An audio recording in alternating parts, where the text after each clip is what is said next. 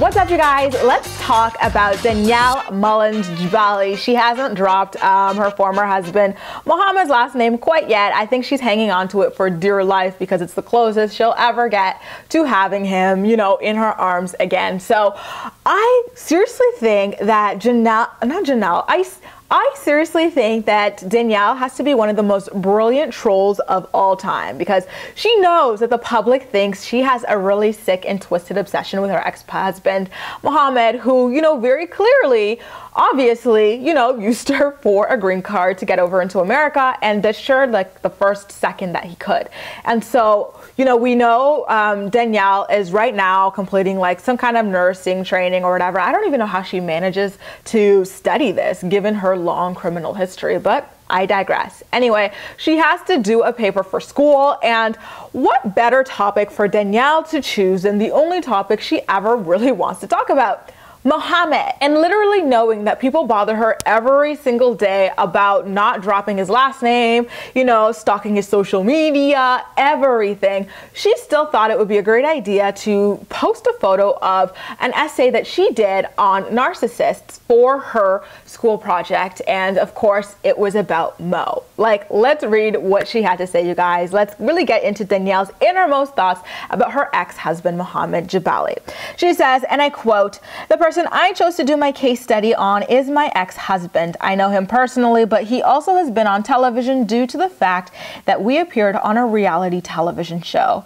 Mohamed is a 29-year-old from Tunisia. He grew up in the religion of Islam and was raised in a culture where men are more dominant as far as working and providing for the family.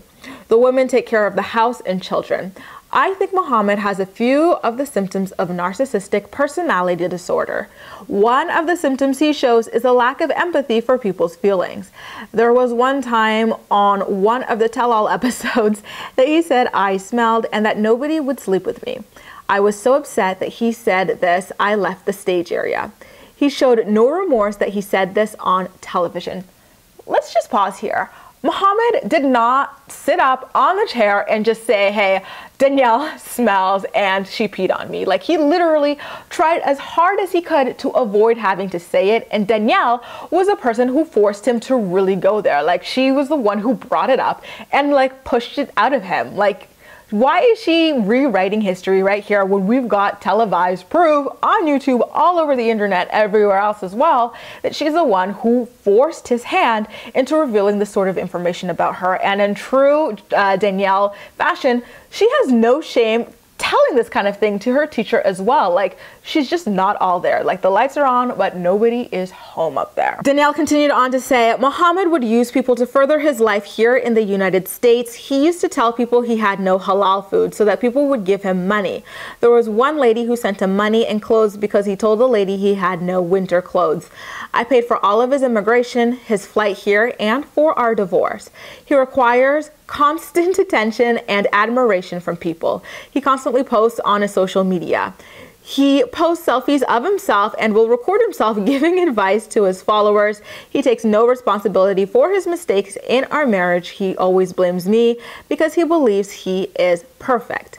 He has manipulated me on several occasions. One of the first was he agreed to take me driving to learn to drive a manual car, and the day he was supposed to, he said the only way he would take me is if I pulled the annulment I had been processing.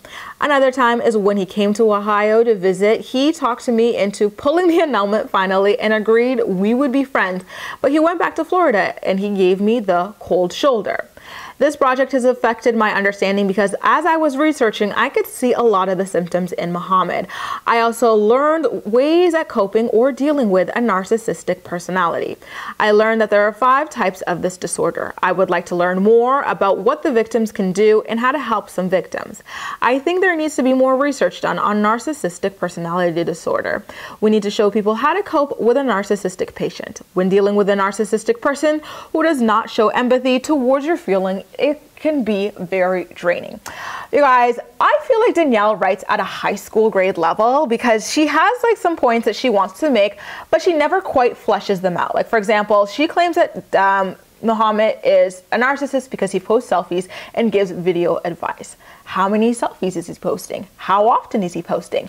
What are the captions associated with these postings that makes him a narcissist? Because a lot of people post selfies on social media. That's basically what things like Instagram are for. It does not really make them narcissists per se. And then him giving people advice, is that not kind of the opposite of what a narcissist is? You know, like, does he care enough about what people are going through to give them advice, or is he giving advice based on himself? Because some people, I used to watch the Tyra show religiously, and I love Tyra Banks, so I'm not shading her or anything like that.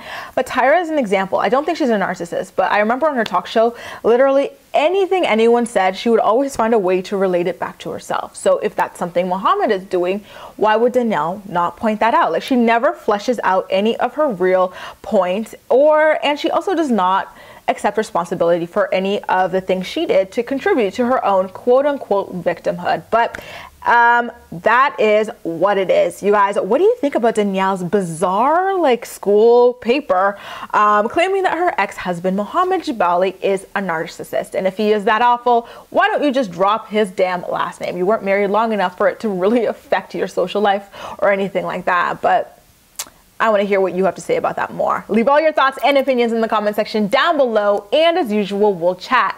You can also like this video, subscribe for more. Feel free to share it with your friends as well, and follow me across social media, where I absolutely love chatting with you. That's all for now. Thank you so much for watching, and I'll see you next time.